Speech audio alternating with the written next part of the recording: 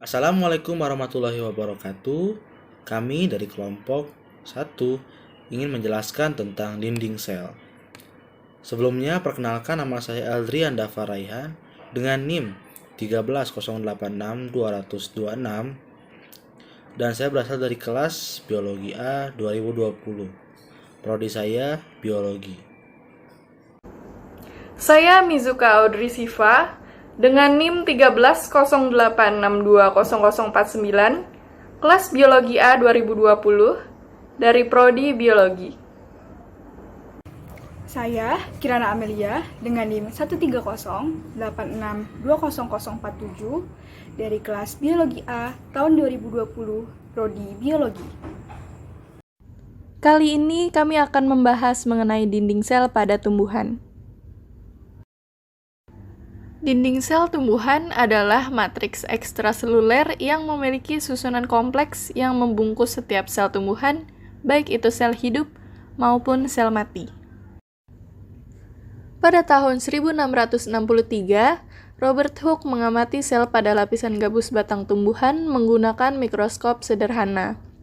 Sel yang diamati saat itu seperti yang kita ketahui sekarang adalah sel tumbuhan yang telah mati, sehingga yang teramati adalah ruang kosong yang dibatasi lapisan tebal, yang kemudian dia namakan sela dalam bahasa Latin atau kitos dalam bahasa Yunani yang berarti ruangan kosong. Pada penebalan dinding sel, pada sel tumbuhan yang masih muda, khususnya meristem memiliki dinding sel yang tipis, atau sering disebut dinding sel primer.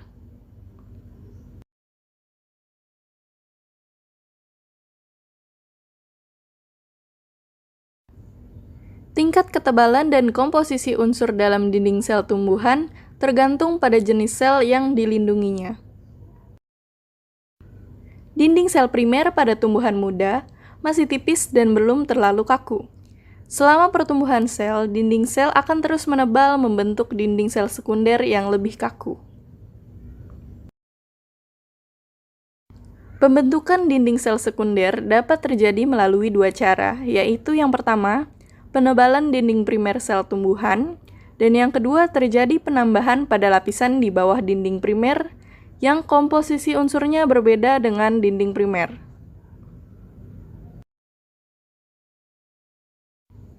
Dinding sel tumbuhan adalah bagian paling luar dari sel tumbuhan.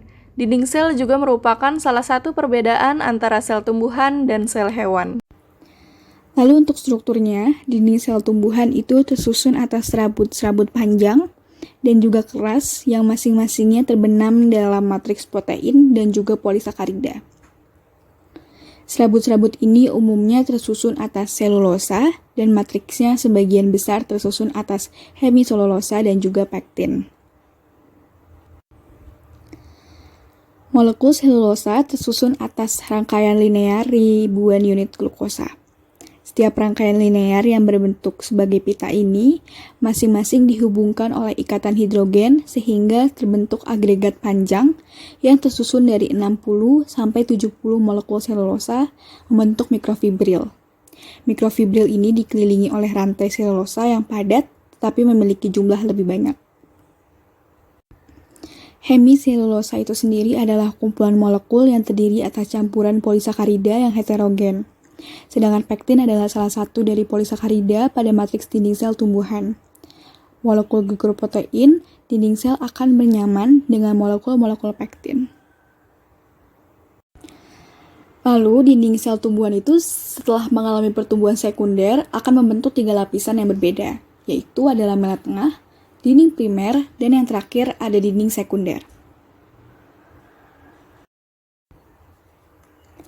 Lamela tengah adalah lapisan dinding sel yang memiliki fungsi sebagai lem atau perekat untuk membentuk jaringan tumbuhan. Lamela tengah tersusun dari zat kitin.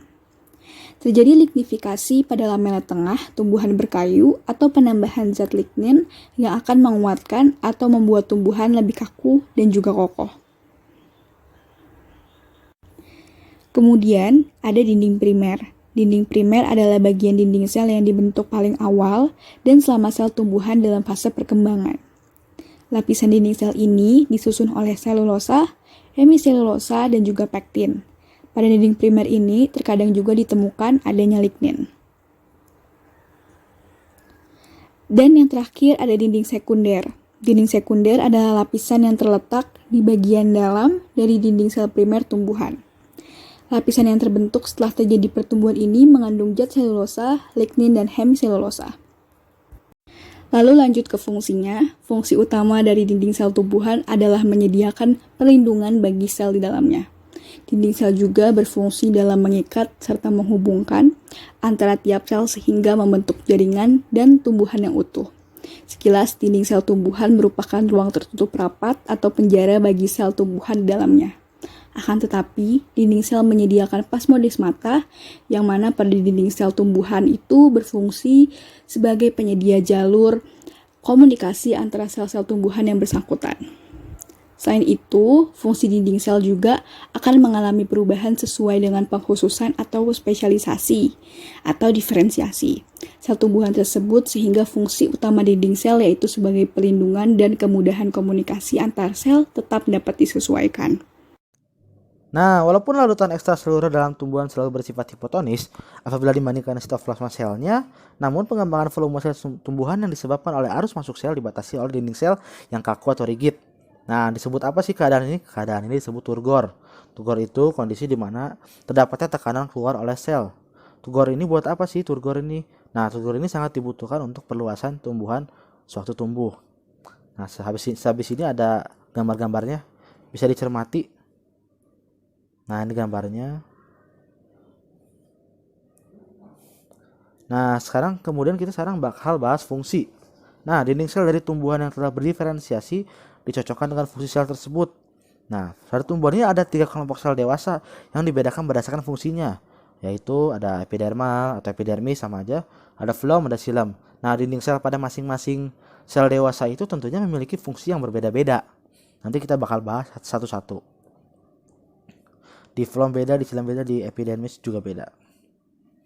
Nih, yang pertama sel epidermis atau epidermal. Kita tahu epidermal ini menutupi permukaan tumbuhan.